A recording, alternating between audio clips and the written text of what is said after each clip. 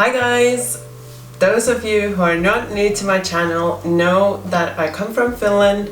I live in Germany, but I like to embrace those Finnish roots once in a while with a Finnish recipe.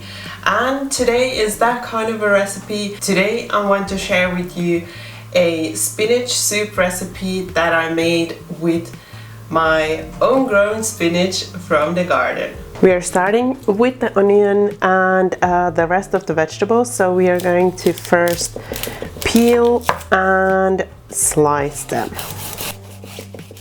We want to dice the onion really fine because it's a really smooth soup and you don't want any big bits of onion in the soup. So use a sharp knife and dice the onions fine.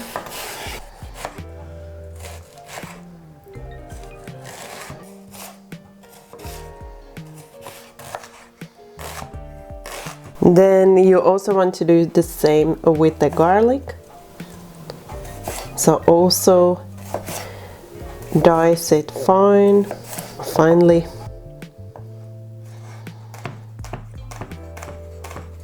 Then I'm gonna leave this aside on a plate.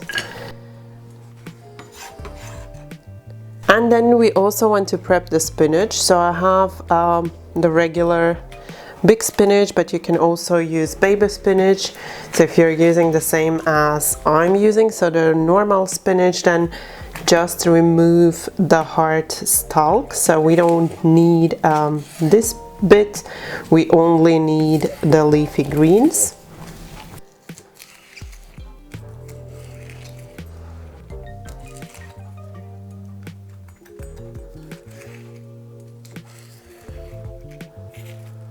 And then you just want to chop these. You don't have to chop them really fine because they will shrink while cooking, but still make sure you cut them a little bit so that you have this small pieces. As I said before, we want a smooth soup, so we don't want any big bits in it.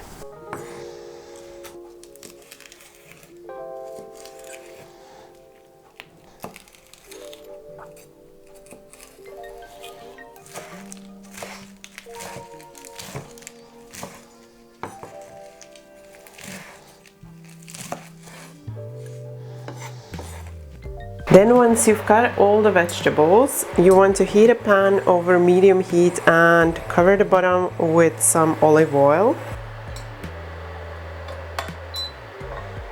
Then you want to add in the onions with the garlic right away.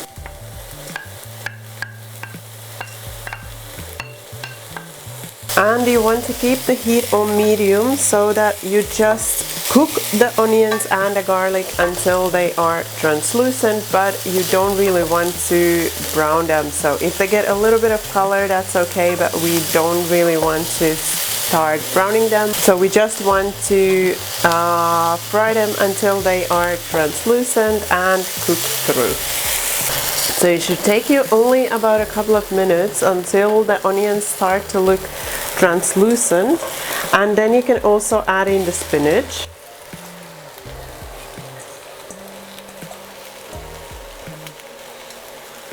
Making sure that you keep the heat on medium.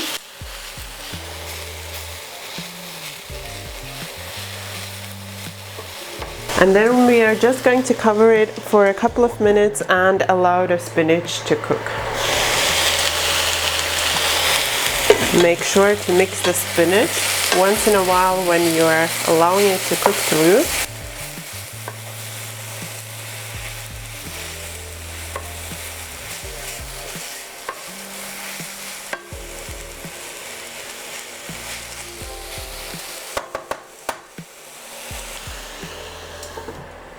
It shouldn't take you more than 5 minutes until your spinach is like really soft. It's looking like this, it's kind of falling apart. Then it's cooked through and you can remove it from heat. Then the next thing we want to do is to prepare the base for the soup. So we are going to start by melting the butter in a medium pot. Then once the butter is melted, you want to add in the flour, using all-purpose flour, and you just want to mix the flour in until it's well combined. And then we are just going to shortly cook off the flour for a couple of minutes and mix in the meantime so that it doesn't burn to the bottom. And then once you've cooked off the flour, you want to start adding the milk little by little, mixing it in.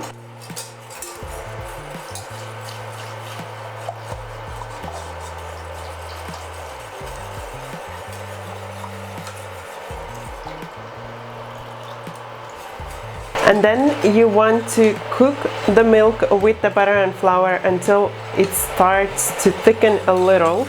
And in the meantime, you want to keep on mixing the whole time so that it doesn't burn.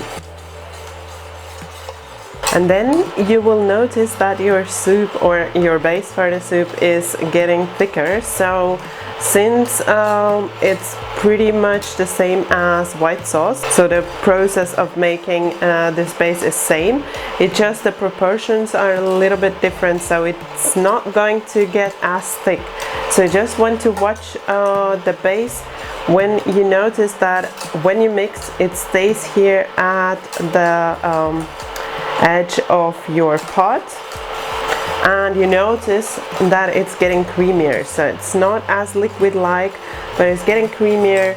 That's when it's getting ready, so it's almost done. You just want it to become thicker, and so that it's not just like a plain milk kind of structure, but it's like creamier. So notice when I whisk like this and I get some on the edge here, then it stays there for a little before it starts falling down.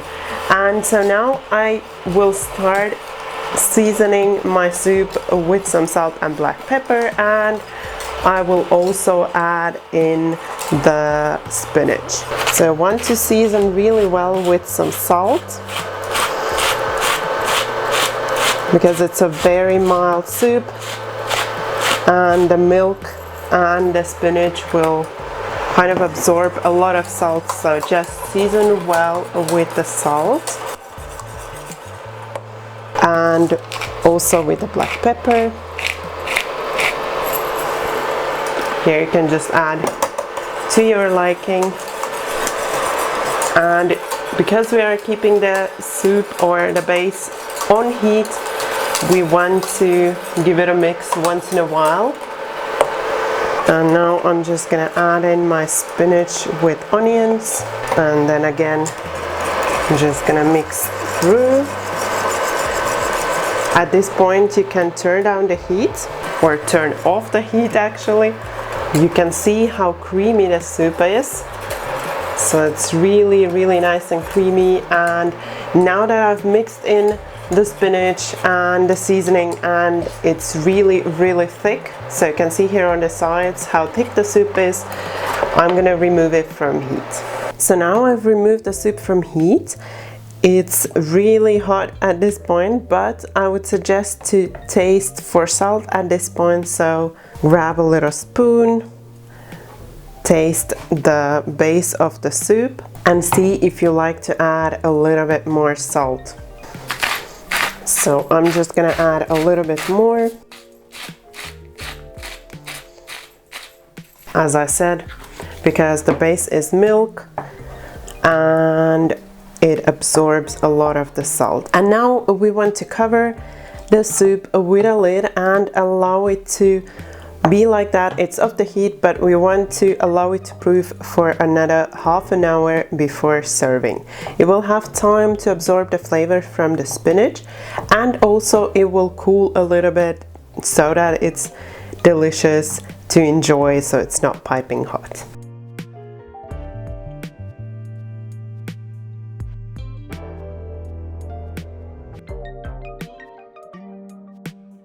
This soup is really easy to make. You can make it like I did with some fresh spinach, or you can also use frozen spinach.